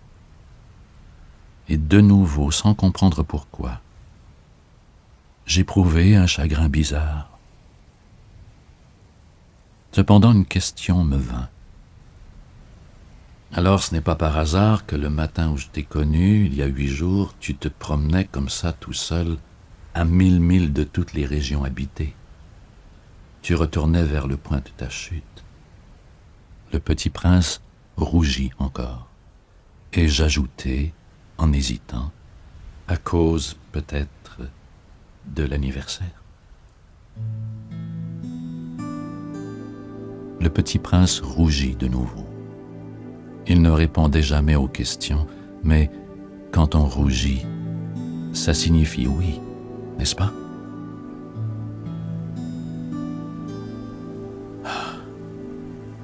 J'ai peur. Mais il me répondit, « Tu dois maintenant travailler. Tu dois repartir vers ta machine. Je t'attends ici. Reviens demain soir. »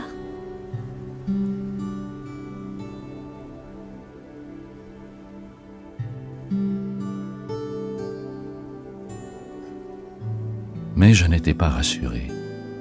Je me souvenais du renard.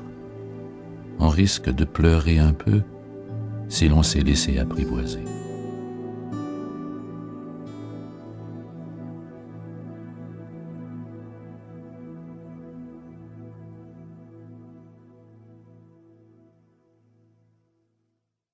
Il y avait à côté du puits une ruine de vieux murs de pierre. Lorsque je revins de mon travail le lendemain soir, j'aperçus de loin mon petit prince assis là-haut, les jambes pendantes, et je l'entendis qui parlait. « Tu ne t'en souviens donc pas? Ce n'est pas tout à fait ici. » Une autre voix lui répondit sans doute, puisqu'il répliqua. « Si, c'est bien le jour, mais Ce n'est pas ici l'endroit. Je poursuivis ma marche vers le mur. Je ne voyais ni n'entendais toujours personne. Pourtant le petit prince répliqua de nouveau. Bien sûr. Tu verras où commence ma trace dans le sable. Tu n'as qu'à m'y attendre. J'y serai cette nuit. J'étais à 20 mètres du mur et je ne voyais toujours rien. Le petit prince dit encore, après un silence, « Tu as du bon venin?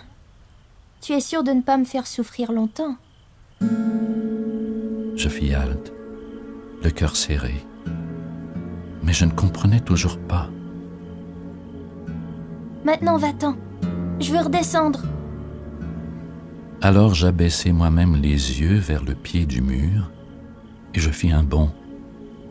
Il était là, dressé vers le petit prince, un de ces serpents jaunes qui vous exécutent en 30 secondes. Tout en fouillant ma poche pour en tirer mon revolver, je pris le pas de course, mais au bruit que je fis, le serpent se laissa doucement couler dans le sable, comme un jet d'eau qui meurt, et sans trop se presser, se faufila entre les pierres, avec un léger bruit de métal. Je parvins au mur juste à temps pour y recevoir dans les bras mon petit bonhomme de prince, pâle comme la neige. « Quelle est cette histoire-là? Tu parles maintenant avec les serpents? »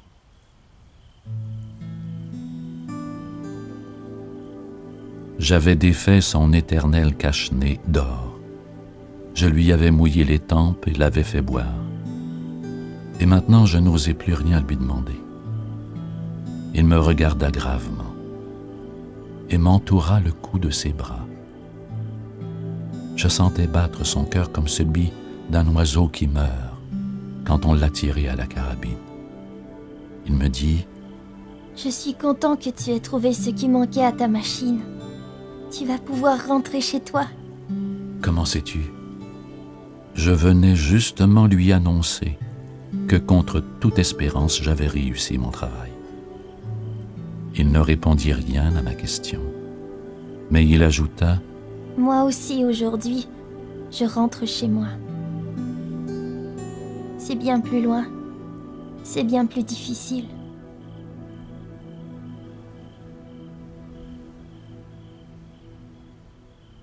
Je sentais bien qu'il se passait quelque chose d'extraordinaire.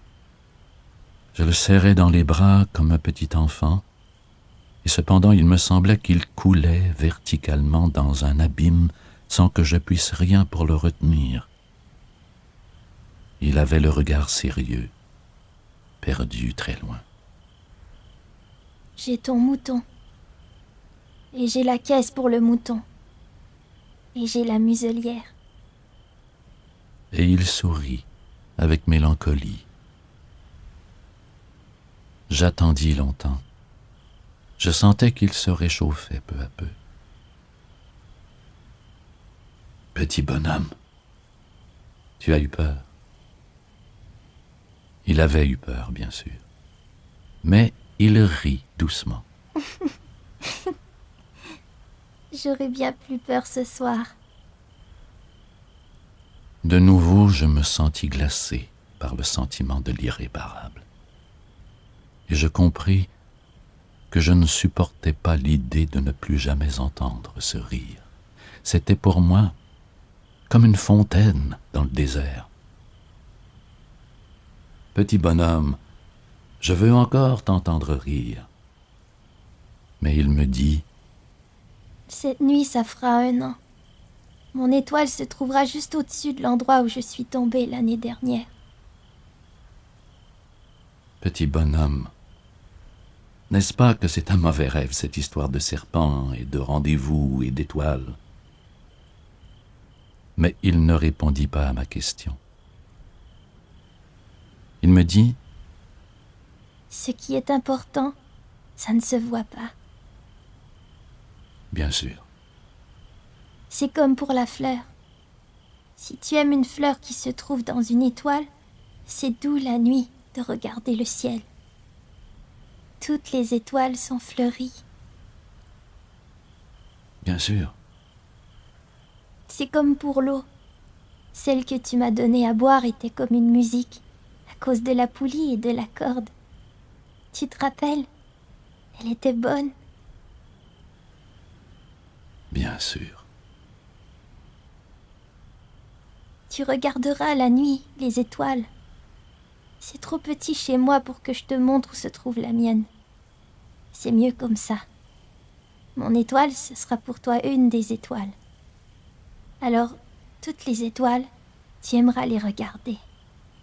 Elles seront toutes tes amies. Et puis je vais te faire un cadeau. Il rit encore.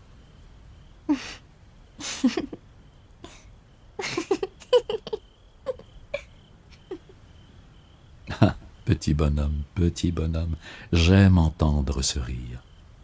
Justement, ce sera mon cadeau. Ce sera comme pour l'eau. Que veux-tu dire? Les gens ont des étoiles qui ne sont pas les mêmes. Pour les uns qui voyagent, les étoiles sont des guides. Pour d'autres, elles ne sont rien que de petites lumières. Pour d'autres, qui sont savants, elles sont des problèmes. Pour mon businessman, elles étaient de l'or. Mais toutes ces étoiles-là se taisent. Toi, tu auras des étoiles comme personne n'en a. Que veux-tu dire? Quand tu regarderas le ciel la nuit, puisque j'habiterai dans l'une d'elles, puisque je rirai dans l'une d'elles, alors ce sera pour toi comme si riaient toutes les étoiles. Tu auras, toi, des étoiles qui savent rire. Et il rit encore.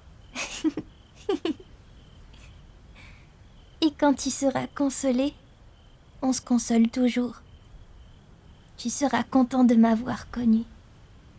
Tu seras toujours mon ami. Tu auras envie de rire avec moi et tu ouvriras parfois ta fenêtre comme ça pour le plaisir. Et tes amis seront bien étonnés de te voir rire en regardant le ciel.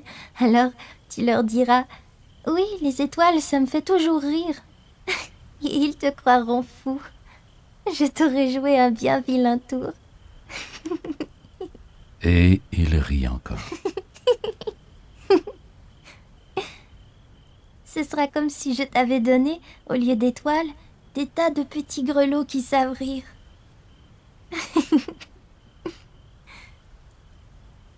Puis, il redevint sérieux. Cette nuit, tu sais, ne viens pas. Je ne te quitterai pas. J'aurai l'air d'avoir mal. J'aurai un peu l'air de mourir. C'est comme ça. Ne viens pas voir ça. Ce n'est pas la peine. Je ne te quitterai pas. Mais il était soucieux.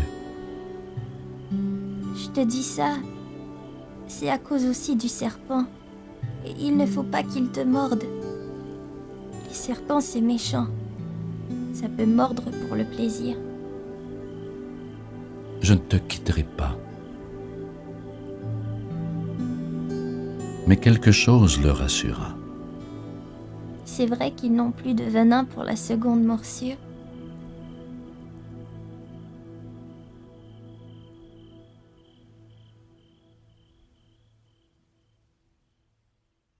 Cette nuit-là, je ne le vis pas se mettre en route. Il s'était évadé sans bruit. Quand je réussis à le rejoindre, il marchait décidé d'un pas rapide. Il me dit seulement « Ah, tu es là ?» et il me prit par la main. Mais il se tourmenta encore. « Tu as eu tort. Tu auras de la peine. J'aurai l'air d'être mort et ce ne sera pas vrai. » Moi, je me taisais. Tu comprends? C'est trop loin. Je ne peux pas emporter ce corps-là. C'est trop lourd. Moi, je me taisais. Mais ce sera comme une vieille écorce abandonnée. Ce n'est pas triste, les vieilles écorces. Moi, je me taisais. Il se découragea un peu. Mais il fit encore un effort. Ce sera gentil, tu sais. Moi aussi je regarderai les étoiles. Toutes les étoiles seront des puits avec une poulie rouillée. Toutes les étoiles me verseront à boire. Moi, je me taisais. Ce sera tellement amusant. Tu auras 500 millions de grelots. J'aurai 500 millions de fontaines. Et il se tut aussi, parce qu'il pleurait. C'est là. Laisse-moi faire un pas tout seul. Et il s'assit, parce qu'il avait peur. Il dit encore, Tu sais, ma fleur, j'en suis responsable. Et elle est tellement faible. Et elle est tellement naïve. Elle a 4 épines de rien du tout pour la protéger contre le monde. moi, je m'assis parce que je ne pouvais plus me tenir debout. Il dit, Voilà. C'est tout.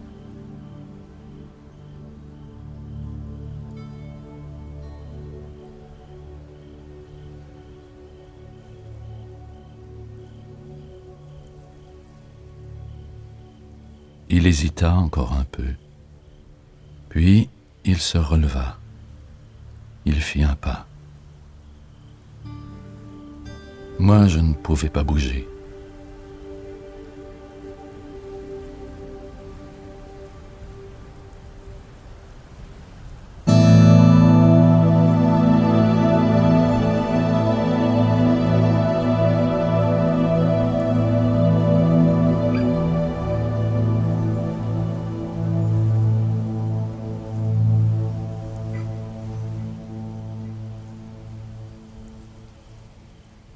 Il n'y eut rien qu'un éclair jaune près de sa cheville.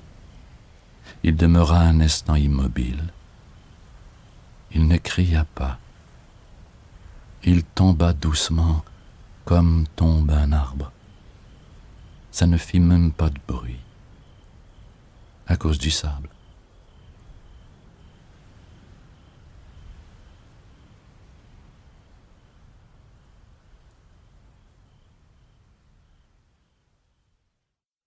Et maintenant, bien sûr, ça fait 6 ans déjà. Je n'ai jamais encore raconté cette histoire. Les camarades qui m'ont revu ont été bien contents de me revoir vivant. J'étais triste, mais je leur disais, c'est la fatigue. Maintenant, je me suis un peu consolé, c'est-à-dire pas tout à fait. Mais je sais bien qu'il est revenu à sa planète, car au lever du jour, je n'ai pas retrouvé son corps. Ce n'était pas un corps tellement lourd. Et j'aime la nuit écouter les étoiles. C'est comme 500 millions de grelots. Mais voilà qu'il se passe quelque chose d'extraordinaire. La muselière que j'ai dessinée pour le petit prince, j'ai oublié d'y ajouter la courroie de cuir. Il n'aura jamais pu l'attacher au mouton. Alors je me demande, que s'est-il passé sur sa planète? Peut-être bien que le mouton a mangé la fleur. Tantôt je me dis, sûrement non. Le petit prince enferme sa fleur toutes les nuits sous son globe de verre, et il surveille bien son mouton. Alors je suis heureux, et toutes les étoiles rient doucement. Tantôt je me dis, on est distrait une fois ou l'autre, et ça suffit. Il a oublié un soir le globe de verre, ou bien le mouton est sorti sans bruit pendant la nuit. Alors les grelots se changent tous en larmes. C'est là un bien grand mystère.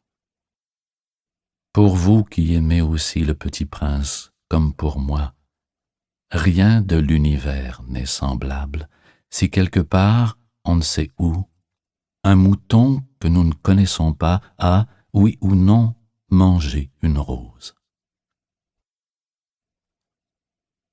Regardez le ciel. Demandez-vous, le mouton, oui ou non, a-t-il mangé la fleur? Et vous verrez comme tout change. Et aucune grande personne ne comprendra jamais que ça a tellement d'importance. Cette image du désert, c'est pour moi le plus beau et le plus triste paysage du monde. Je l'ai dessiné pour me rappeler. C'est ici que le petit prince a apparu sur terre, puis disparu. Si vous imaginez ce paysage, et s'il vous arrive de passer par là, je vous en supplie, ne vous pressez pas. Attendez un peu, juste sous l'étoile. Si alors un enfant vient à vous, s'il rit, s'il a des cheveux d'or, s'il ne répond pas quand on l'interroge, vous devinerez bien qui il est. Alors soyez gentil. Ne me laissez pas tellement triste. Écrivez-moi vite qu'il est revenu.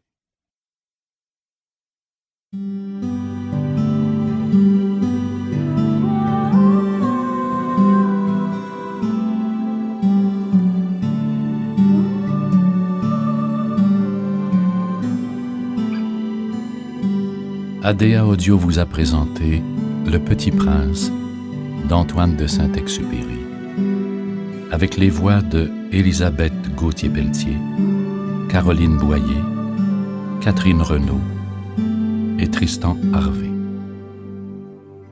À la narration, René Gagnon. Réalisation, musique et enregistrement, Louis Lachance.